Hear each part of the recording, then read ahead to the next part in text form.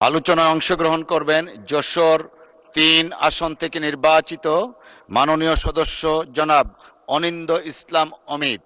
জনাব অনিন্দ ইসলাম অমিত, আপনার সময় ৮ মিনিট। ধন্যবাদ আপনাকে।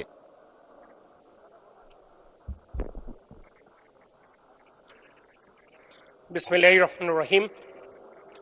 ধন্যবাদ মাননীয় স্পিকার। বক্তব্যের শুরুতেই আমি গভীর শ্রদ্ধা ভরে স্মরণ করছি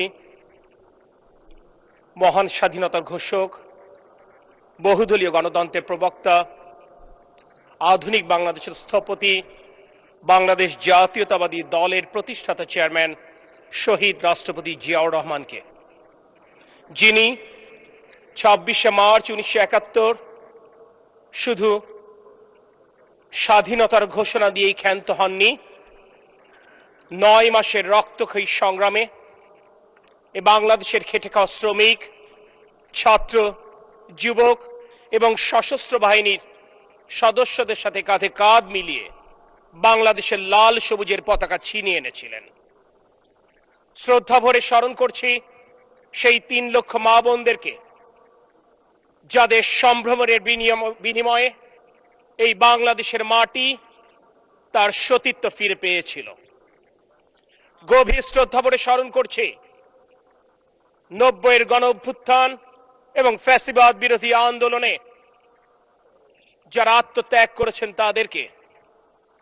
গভীর শ্রদ্ধা ভরে স্মরণ করছি আমার নিজ জেলা যশোরের ৬৮ জন সূর্য সন্তানকে, যারা গণতন্ত্র পুনরুদ্ধারের লড়াই করতে গিয়ে ফ্যাসিবাদ বিরোধী আন্দোলনে জীবন দিয়েছেন। আমি কৃতজ্ঞচিত্তে স্মরণ করছি আমার নিজ নির্বাচনী এলাকা যশোর সদরের সম্মানিত ভোটারদেরকে, যারা ভোট দিয়ে তাদের প্রতিনিধিত্ব করবার সুযোগ আমাকে দিয়েছেন। মাননীয় স্পিকার, আজ সারাদিন যাদের কথা শুনেছি, বারবার তাদের বক্তব্য শুনে বিমোহিত হয়েছি। তাই আজ কোনো বক্তব্য রাখবার ধৃষ্টতা আমি দেখাবো না। আমি আমার কিছু ভালো লাগার স্মৃতি এবং কিছু কষ্টের স্মৃতি আজ এই মহান জাতীয় সংসদে তুলে ধরতে চাই। আজ আমার জন্য একটি কষ্টের দিন। গতকাল আমার রাজপথের সাথী, আমার সদর উপজেলা অন্তর্গত কচুয়া ইউনিয়ন বিএনপির সাবেক সভাপতি আনোয়ার হোসেন ইরানকে উন্নত চিকিৎসার্থে ঢাকায় আনবার পথে ভাঙায় তিনি ইন্তেকাল করেছেন।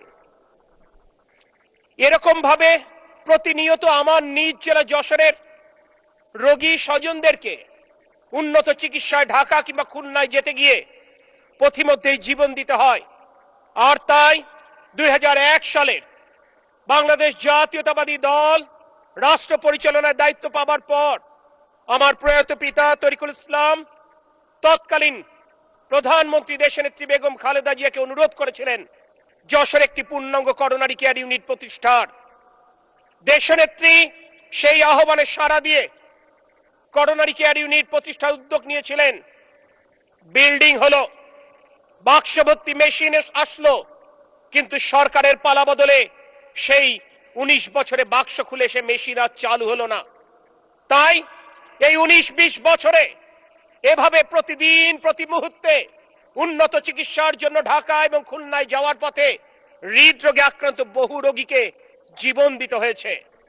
মাননীয় স্বাস্থ্যমন্ত্রী এখানে উপস্থিত আছেন, তাকে আমি এই কথাটি উল্লেখ করেছিলাম অতীতে।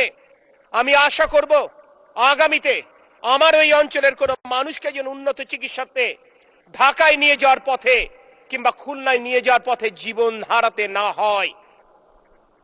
মাননীয় স্পিকার, কষ্টের কথা বলে এই মহান সংসদের বাতাস ভারী করতে শুধু চাই না, তাই কিছু সুখ স্মৃতির কথা তুলে ধরতে চাই।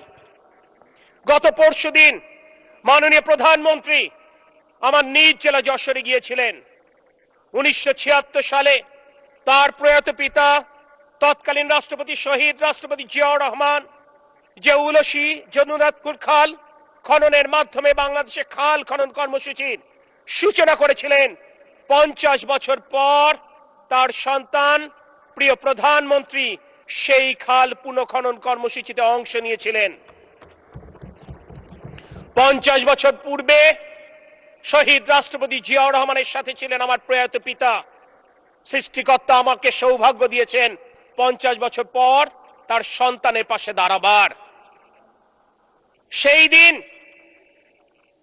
একই সাথে মাননীয় প্রধানমন্ত্রী যশোরে 500 শয্যা বিশিষ্ট মেডিকেল কলেজ হাসপাতালের ভিত্তিপ্রস্তর স্থাপন করে আসলেন।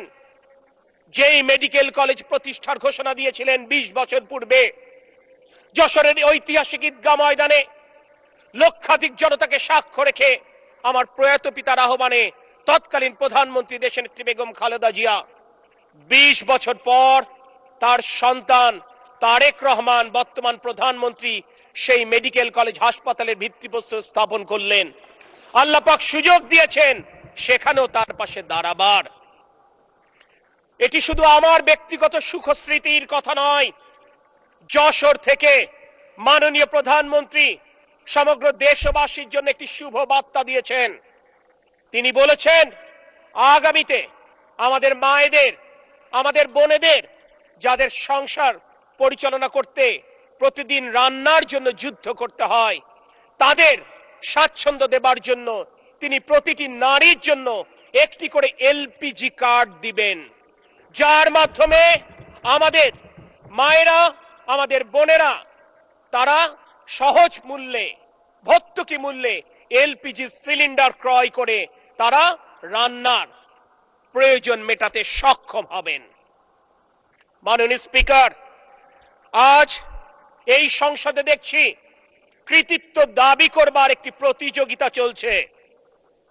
আমার নেতা যেহেতু তারেক রহমান দেশনেত্রী বেগম খালেদা জিয়াকে যখন ভালোবেসে শ্রদ্ধায় মায়ের আসনে অধিষ্ঠিত করেছি, শহীদ রাষ্ট্রপতি জিয়াউর রহমানকে যখন আদর্শ মনে করেছি, তখন স্পষ্ট করে বলতে চাই 5ই আগস্ট গণ অভ্যুত্থান পরবর্তী সময়ে দেশনেত্রী বেগম খালেদা জিয়া কিংবা প্রিয় নেতা তারেক রহমান কিন্তু একটি বারের জন্য গণ অভ্যুত্থানের সফলতার কৃতিত্ব দাবি করেননি।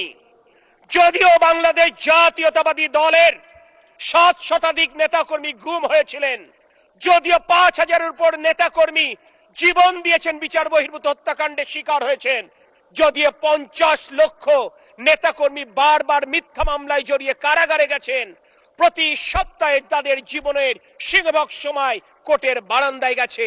আপনি আজ মাননীয় স্পিকারের চেয়ারে বসে আছেন, আপনারও দ্বারস্থ হতে হয়েছে আমাদেরকে ওই উচ্চ আদালতে আইনি পরামর্শ পাওয়ার জন্য, আইনি সহায়তা পাওয়ার জন্য। কিন্তু আমার প্রিয় নেতা তারেক রহমান গণ অভ্যুত্থানের কৃতিত্ব সমগ্র দেশবাসীর কাছে ভাগ করে নিয়েছিলেন। তাই কৃতিত্ব দাবি করবার প্রতিযোগিতা নয়, মুখে।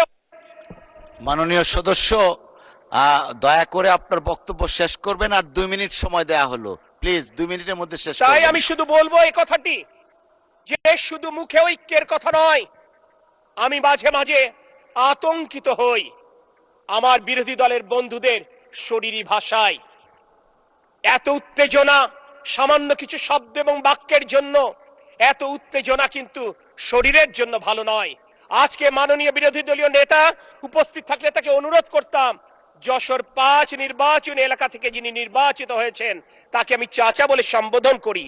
আমার সাথে জেলখানায় একই সাথে থেকেছেন, একসাথে রোজা রেখেছি, ফজরের নামাজ আদায় করেছি, ইফতার করেছি। কিছু হলে উনি যেভাবে উত্তেজিত হয়ে যান, উনার শরীরটা কিন্তু খারাপ। এত উত্তেজনায় কোনো দুর্ঘটনা ঘটে কিনা এ কারণে আমি কিন্তু আতঙ্কিত। মাননীয় স্পিকার, আজ যেহেতু রাষ্ট্রপতির ভাষণের উপর ধন্যবাদ প্রস্তাব নিয়ে কথাবার্তা, রাষ্ট্রপতি নিয়ে কথা বলবার বেশি কিছু নেই। এই রাষ্ট্রপতি ফ্যাসিস্টদের দ্বারা নিয়োগপ্রাপ্ত, কিন্তু ভালো লাগার বিষয়টি হচ্ছে সেই ফ্যাসিস্টদের দ্বারা নিয়োগপ্রাপ্ত রাষ্ট্রপতি যখন শহীদ রাষ্ট্রপতি জিয়াউর রহমানের অবদানকে স্বীকার করেন, দেশনেত্রী বেগম খালেদা জিয়ার আত্মত্যাগের কথা স্বীকার করেন, প্রিয় নেতা তারেক রহমানের অবদানের কথা স্বীকার করেন, তখন ভালো লাগে।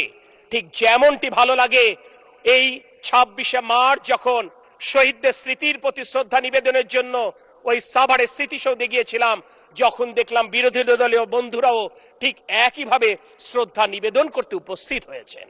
ঠিক যেমন ভাবে ভালো লাগে মুক্তিযুদ্ধের সূর্য সন্তান মেজর হাফিজউদ্দিন বি বিক্রমকে ওই স্পিকারের চেয়ারে বসানোর জন্য সব দলমত নির্বিশেষে যখন সমর্থন দেন তখন ভালো লাগে। এই ভালো লাগাটা ধরে রাখতে চাই। ধন্যবাদ মাননীয় সদস্য।